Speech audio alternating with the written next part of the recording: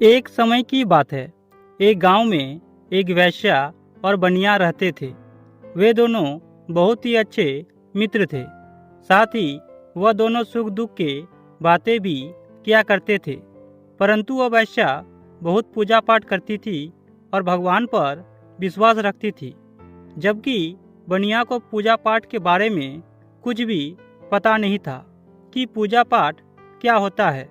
परंतु वो वेश्या हर रोज मंदिर में पूजा करने जाती थी। चाहे दुनिया इधर से उधर हो जाए, पर वह वेश्या मंदिर में पूजा करने जरूर जाती थी। और इसी प्रकार से समय गुजरता गया। एक दिन उस वेश्या और बनिया की आपस में बहस हो गई और वह बनिया उस वेश्या से कहने लगा कि तुम बहुत ही मूर्ख हो, इस संसार में कोई भगवान नहीं होता। इस प्रकार दोनों के बीच बहस इतनी बढ़ गई कि वह बनिया जिद पर आ गया, मुझे तेरा भगवान देखना है। इस प्रकार वह वेश्या से कहने लगा कि मैं हर रोज तेरे साथ मंदिर में जाऊंगा और तेरे भगवान को 2 जूते मारकर आ जाऊंगा। फिर मैं देखता हूँ कि तेरा भगवान मेरा क्या बिगाड़ता है। लेकिन उस वेश्या को एक बार तो यह बात बड़ी अटपटी सी लगी कि यह बनिया पागल हो गया है। फिर उसने कहा कि अगर तेरी जिद है तो तुझे जो करना है तू वही कर।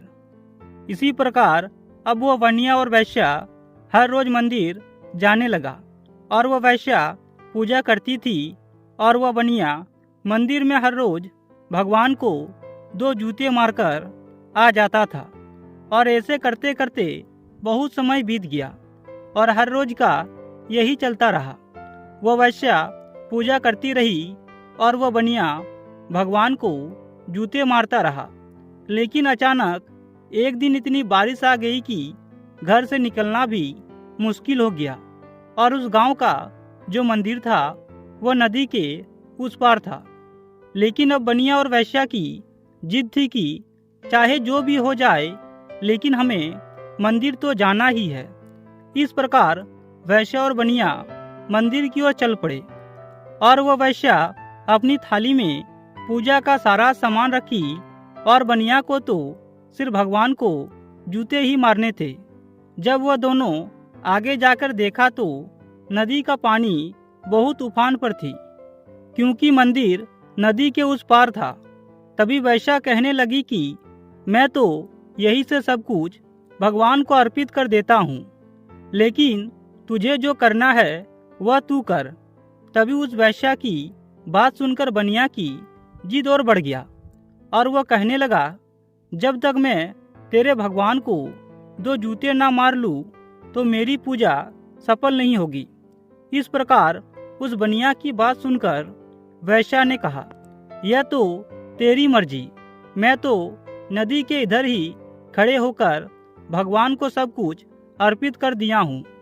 लेकिन वह बनिया अपने जिद में आकर नदी में उतर गया और उस वेश्या से कहने लगा कि चाहे मैं मर जाऊं, पर मुझे तो तेरे भगवान को 2 जूते मारने ही मारने हैं। लेकिन अब बनिया नदी में उतर पड़ा था और नदी इतनी उफान पर थी कि उसका पानी सिर के ऊपर आ गया, जिसके कारण वेश्या ने बहुत आवाज लगाई, तू पीछे मुड़ जा, नहीं तो तू मारा जाएगा।